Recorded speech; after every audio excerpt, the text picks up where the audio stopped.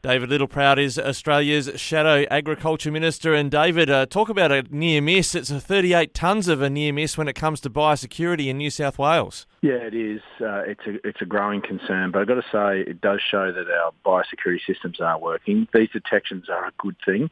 It actually shows that the framework that we put in place, the over $1 billion that the former coalition government put in biosecurity spend for technology and dogs and boots on the ground, is paying dividends. And that's important.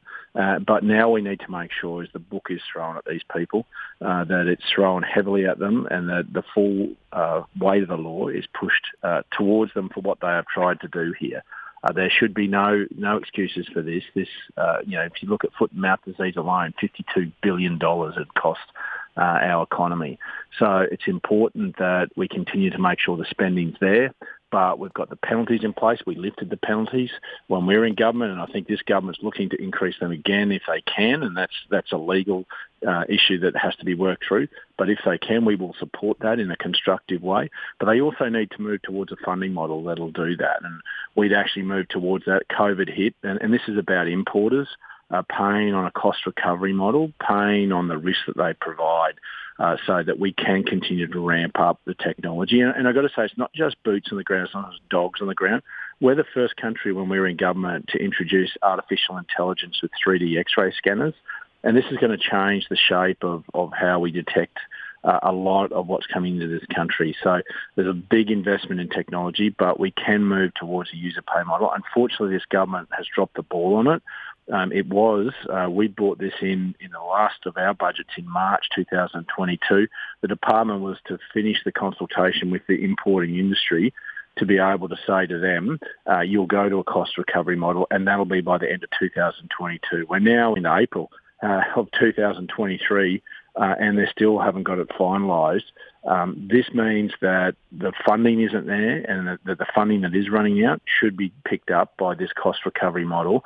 So while we put in place that $1 billion, that was a stopgap measure to allow us to get to a cost recovery model, and that cost recovery model should have been in place, and this Labor government has been asleep at the wheel in trying to implement it. We've gone through a whole lot of consultation on this. It happened before COVID, and we're about to implement it. COVID hit, so there wasn't a lot of consultation to do. So it just means that the government hasn't been as forward-leaning on this as they should be, and we just hope that they do it quickly, because we need to ramp up the services at our borders with the technology to protect us, as we found out in Sydney. Well, the federal department, I think, only just started the consultation on that cost recovery model that you said should have been wrapped up by 2022. And I note that Fiona Simpson, the National Farmers Federation president, said yesterday all eyes turned to Minister Watt ahead of the May federal budget. The Farmers Federation eager to see material progress on long-awaited sustainable funding mechanisms to ensure we've got our biosecurity professionals equipped for what they need to do. Yeah, and look, this is a failure of the new minister. It would have been in his incoming ministerial brief. The department was advised on the 22nd of March 2022 by me, who was then the Agriculture Minister, to complete the consultation so that we could bring an income measure, which is a cost recovery model, into effect by the end of the year at MyEFO. Now, Minister Watt obviously got that brief, didn't read it, and didn't bother to put pressure on the department, who are now saying they've gone from an $88 million net profit to a couple of $100 million black hole. I mean, that takes a certain sort of talent to be able to turn a net profit into such a big loss in less than 12 months, but Murray Watt's been able to achieve that. But if you were worried about it and you knew it was coming, wouldn't you think that you would put the foot down on the department and make sure they completed that consultation process so that the income measure could be implemented at the end of last year? That's just common sense. And unfortunately, he hasn't done that, particularly when we went through the department went through a whole range of consultation before COVID, and we were looking to implement this. And unfortunately, COVID came along and we didn't want to impose this on industry. So we thought that could cost jobs. But now we're through COVID. It was time to put it up. And that's why I gave the instruction before the election.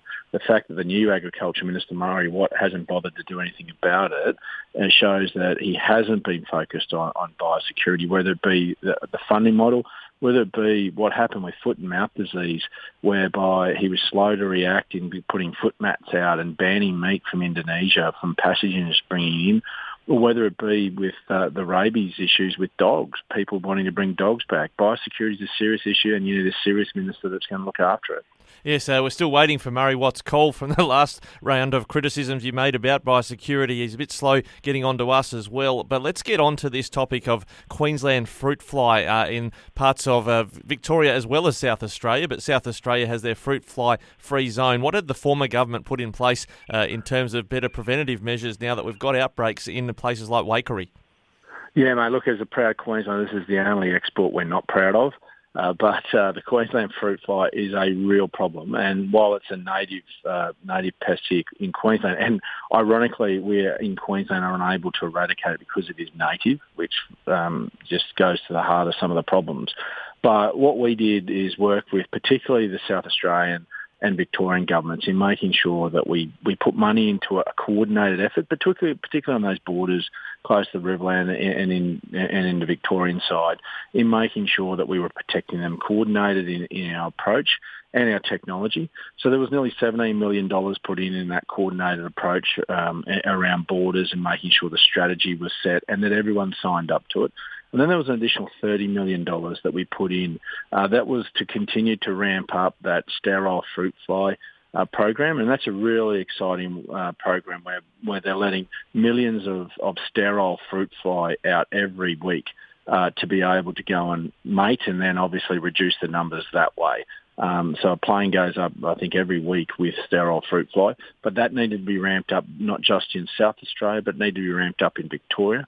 As well as better border programs and also issues around treating fruit so that they are open for export markets. So that money was put on the table, and unfortunately that money was put on the table 18 months ago. And unfortunately, we've now got wall-to-wall Labor states, and they haven't been able to spend a cent of it. The reality is they've been flapping about with doing scoping studies and effectively nothing that's going to reduce fruit fly and take away the incursions that we're seeing, the increased incursions we're seeing in South Australia in particular. And this is not just going to hurt the domestic market, it's going to hurt our international market. And we're seeing markets like the US, Thailand, Japan, all get very concerned about our ability to manage this and take away the export status, particularly for areas in the Riverland, which will impact producers for the amount of money they can receive. They'll be forced onto the domestic market. The money's there. We put it in place, and I would have thought that when you've got wall-to-wall labour, they would have been able to spend it on the things that were going to shift the dial. But unfortunately, I haven't been able to do that. And this means that, unfortunately, we're seeing more incursions. And ultimately, I fear that we could see the loss of these international markets to these producers. Yeah, that's a very important point you make. It's not just about productivity, it's about market access as well. Shadow Agriculture Minister David Littleproud has joined us today. Thanks so much for your time, David. Thanks for having me.